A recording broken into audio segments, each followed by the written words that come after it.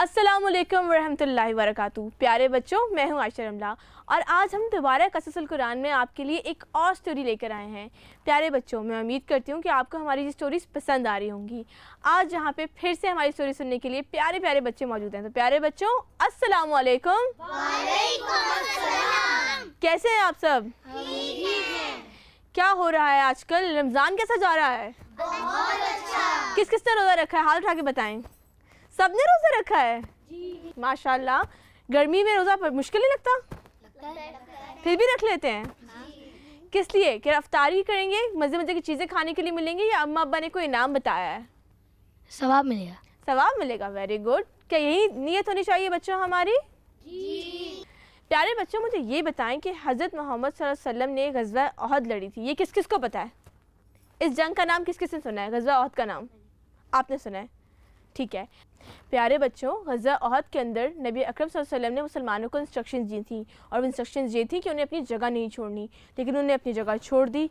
इसकी वजह से मुसलमानों को बहुत नुकसान उठाना पड़ा और बहुत सारी जानें गईं, और इसके अलावा कुफ़ार जीत कर मुसलमानों की लाशों को ख़राब करके वहाँ से चले गए, यानी कि उनके नाक काटे, उनकी लाशों की बेहुरमती की।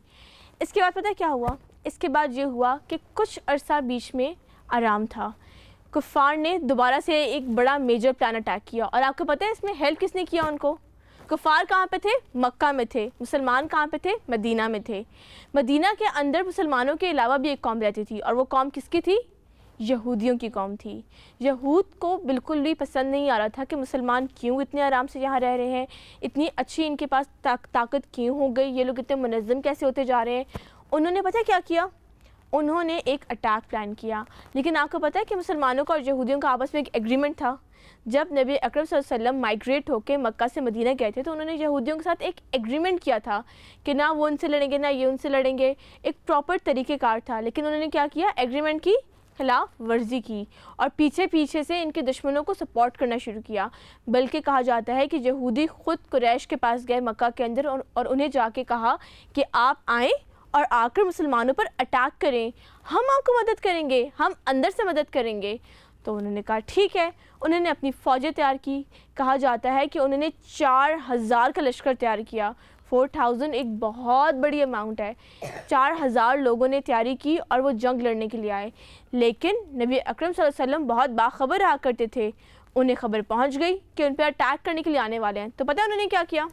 अच्छा, कभी कोई इंपॉर्टेंट डिसीजन होता है तो आप लोग क्या करते हैं? खुद ही ले लेते हैं या मशवरा करते हैं? किससे मशवरा करते हैं आप लोग? अपने अम्मी अब्बू से। माइक लेके बताएं। किससे मशवरा करते हैं? अपने अम्मी अब्बू से करते हैं, अपने दोस्तों से करते हैं, सही। अपने टीचर्स से करते हैं। एंड में मशवरा मानते किसका है? अपने अम्मी अब्बू का। अम्मी अब्बू का, यानी अम्मी अब्बू की सुप्रीम अथॉरिटी है। आप किससे मशवरा करते हैं? अपनी अम्मी से। अपनी अम्मी से। और अम्मी जो कहती हैं वो सुन लेते हैं 100%? Very good. तो बेटा आप किससे मशवरा करती हैं? अपनी अम्मी अब्बू से, टीचर से, और नानी नाना से। नानी नाना से? सब लोगों से मशवरा करती हैं। फिर इनमें से मानती किसकी बात है? मम्मा। मम्मा की बात मानते हैं। अच्छा, सब बच्चे यहाँ मम्मा की बात मानते हैं। चलो वेरी गुड। आपको पता है नबी अकरम सल्लल्लाहु अलैहि वसल्लम ने किससे मशवरा किया? उन्होंने अपने कंपेनियन से मशवरा किया। उनके कंपेनियंस कौन थे? जी हाँ, उन्होंने तमाम असहाब से मशवरा किया कि अब क्या करना चाहिए। आपको पता है इसमें किसने मशवरा दिया? इस जंग को जंगे खंदक कहा जाता है। इस जंग के अंदर मशवरा दिया हज़रत सलमान फ़ारसी ने। वो फ़ारस के रहने वाले थे, और फ़ारस के अंदर जंगों के अंदर कुछ टेक्निक्स इस्तेमाल की जाती हैं।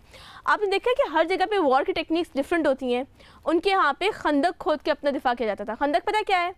यानी कि ज़मीन के अंदर खड्डा कर दिया जाए, उसको खोद दिया जाए।